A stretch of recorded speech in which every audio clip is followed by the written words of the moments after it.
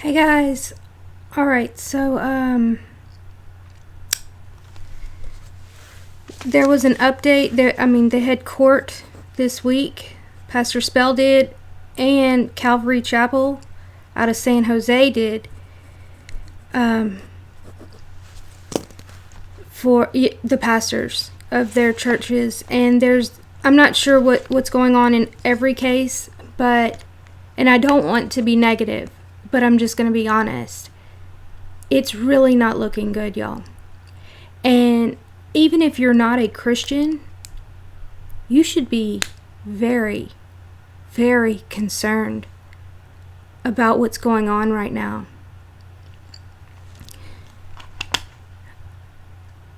And not to the point where you're fearful. You need to be concerned and do something. Or not. But let's see what the governor just said, and he agreed with the Supreme Court of Louisiana and the Supreme Court of the United States. Governor John Bel Edwards' coronavirus order trumps Tony Bell's First Amendment. That means it trumps everyone's First Amendment. So his mandate,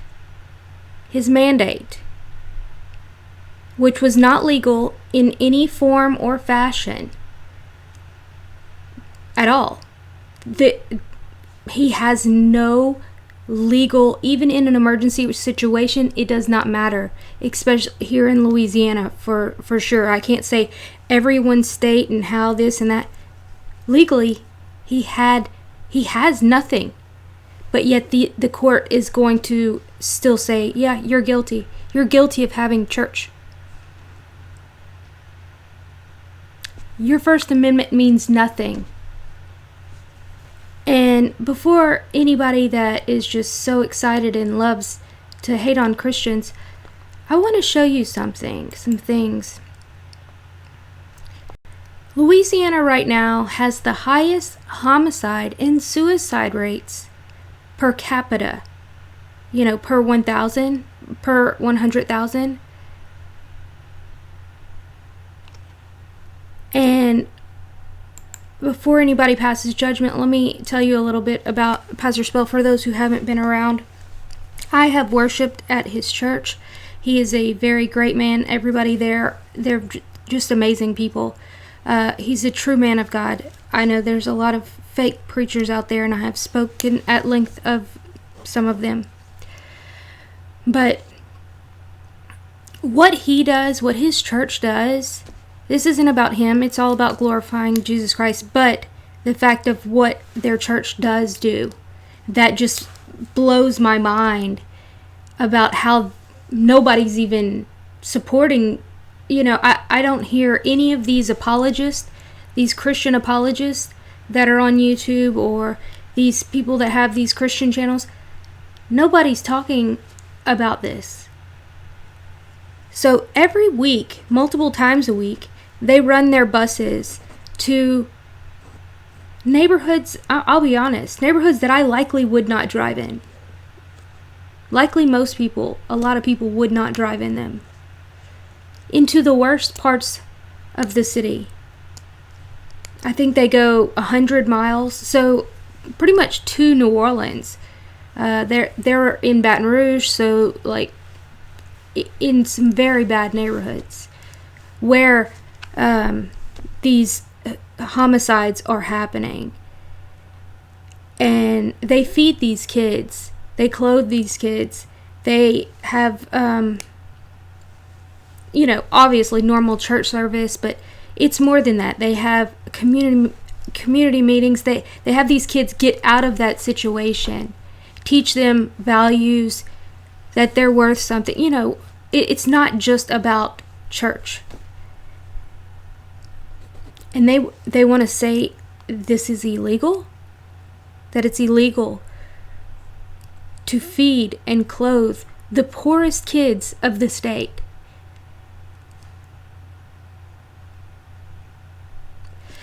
And not only that, suicide and homicide is up around the country. 50%. Actually, in some areas, it's 69%. But at an average, it's 50%. Suicides and homicides. But they don't want you to know about those things. They just want to make sure that they keep you in fear. Because the thing is, this is about fear. It's about ensuring that you have no hope. That's the reason they target the churches.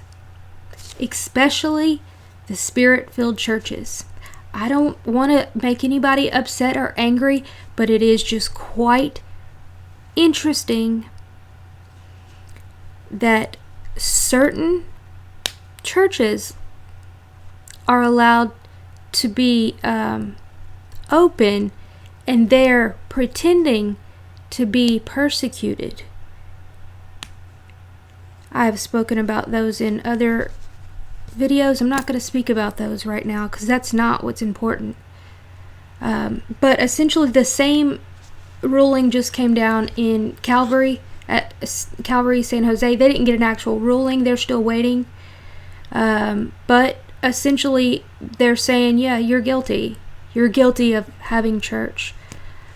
Okay, so this is across the country. And meanwhile, we have study after study after study. Let me see.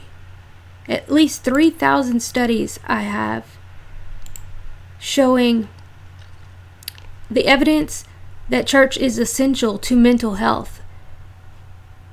Let me see. We have 3,000 peer-reviewed studies have been published examining the health benefits of religious or spiritual practices on health, with the vast majority of the studies pointing specifically to mental health benefits of religion.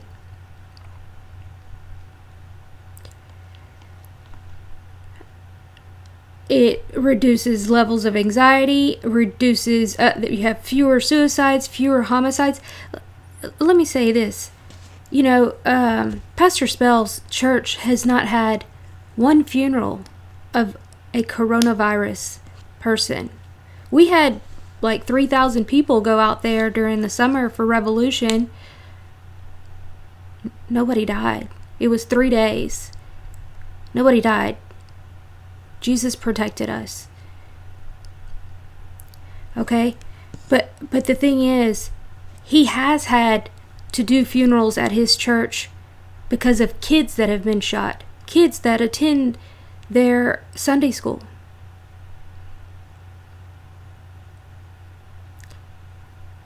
But that doesn't seem to be a problem. It's only a problem if they die from coronavirus. Let's not keep them out of the city and give them something to hope for, to live a better life, to stay out of trouble, to know that they have a place that they can go, that they have someone that they can look to, and know that their life is worth something. No, that doesn't really matter. Coronavirus. I mean, we're seeing this across the country with these suicides and homicides of kids. Because this is taking such a toll on their mental health. And meanwhile, we have the highest that we've ever seen homicides and violent crimes. 112% it's up in Shreveport. That's North Louisiana. But it's like 67%. Baton Rouge sees record number of homicides in 2020. Why is it that they have so much free time on their hands to be prosecuting a pastor having church? And for those of you who are not Christian that have made it this far, you should really ask yourself that. Why does it not bother them that the mosques were open? They never shut down. They didn't prosecute any imams. What is it about Christianity that they hate so much? Especially with Spirit-filled full gospel churches. What is it? It's a spiritual war. They like this. These elite people love this chaos. They love to see these homicides, suicides, abortions. It's just factual. Because they work for an unclean spirit. Even unknowingly, that's what they do. But where's Black Lives Matter? Why are they not upset that a church that is majority, black people, that essentially you could look at this as they're persecuting them? One of the pastors is black, Brother Williams.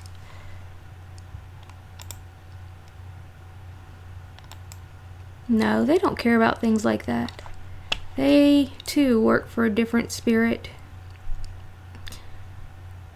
It just boggles my mind that with the number of homicides and suicides and overdoses and violent crimes, that they have time to just be prosecuting a church.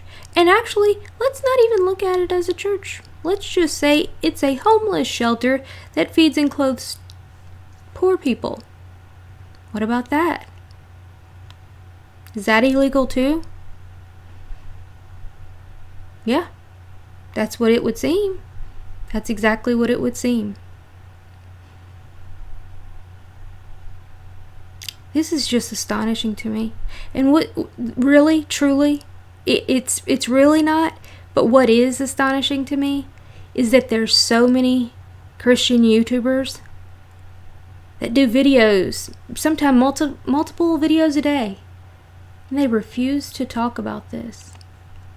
Why is that? Why is that? Well, I can't speak for them, but I can say it's concerning.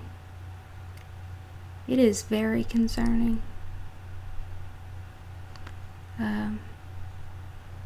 There's a lot of people that say they're Christian and they're not, and that they say that they support doing this and that, but they don't.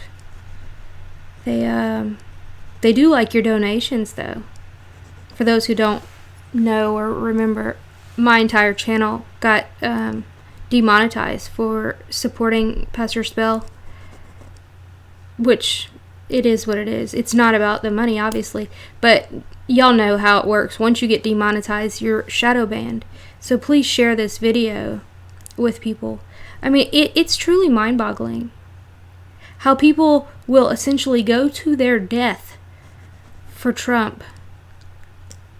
But we have pastors being persecuted, actually being persecuted. I'm talking about for the United States. Obviously, there's horrific things that go on in other countries that are just horrendous. And that's another thing, we support them too. We send money there. And it's just, there's so many things. This isn't some Joel Osteen church. It's like,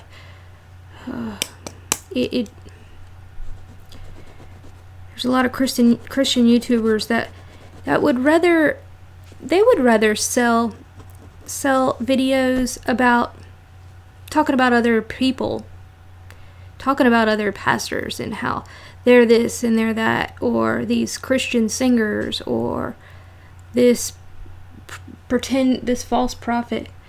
Why aren't you speaking out for true pastors, true men of God?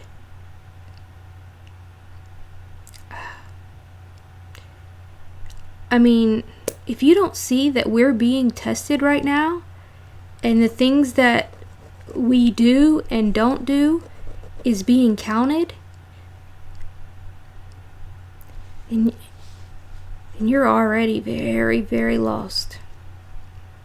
You are. So he has to be back in court on, I think, the 2nd of March, which is in a couple of days. I'm probably going to drive out there tomorrow and worship with them. y'all just pray for them. Pray for all these people. I mean, there's a lot of people that they need these churches open. I know there's people that just hate churches and they think that all churches are just some big scam. Well, that's fine to think that, whatever. But these true churches do a lot. They do a lot for the community. They do a lot for people's mental health. They do a lot for the elderly and kids. Because that's what our commissioning is.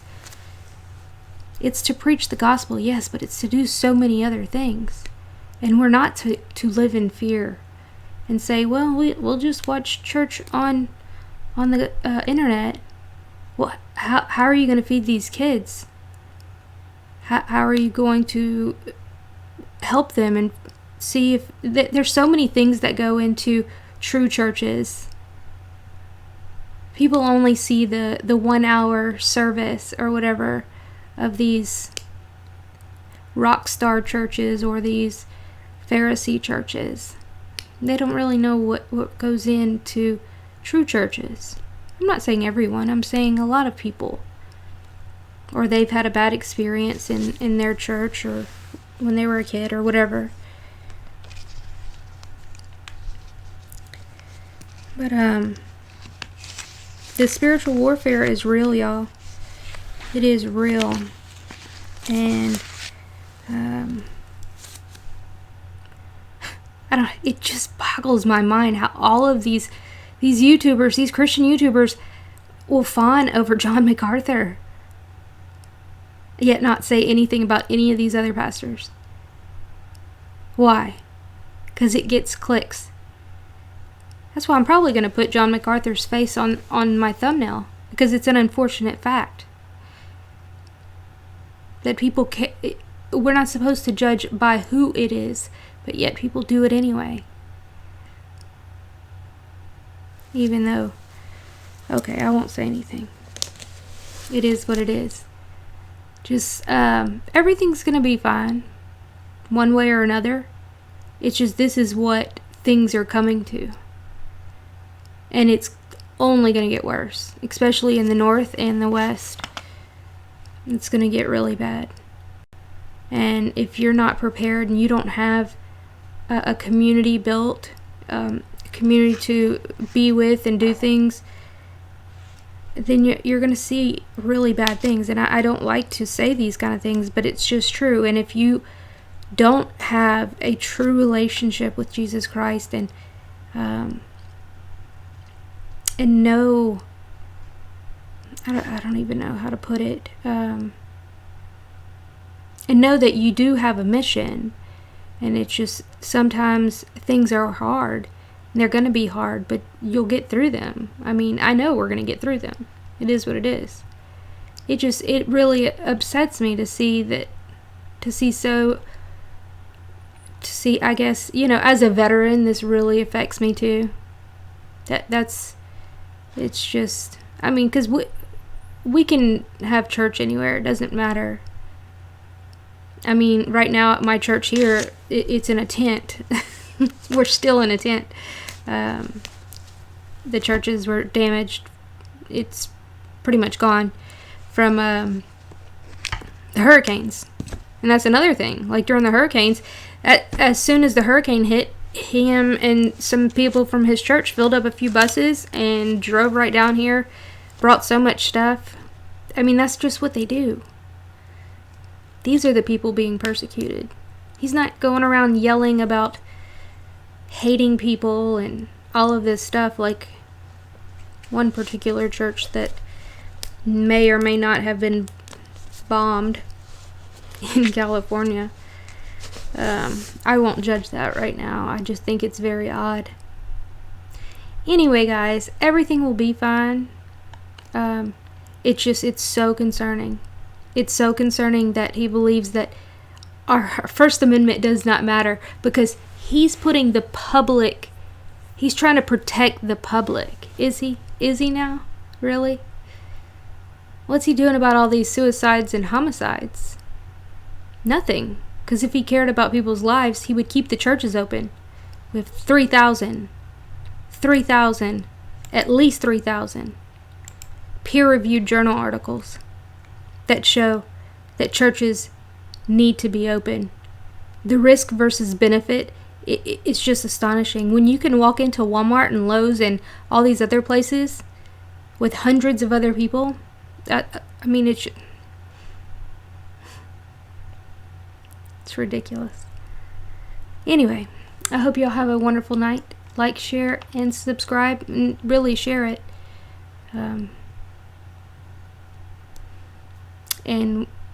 I will keep y'all updated on what's going on. Bye, guys.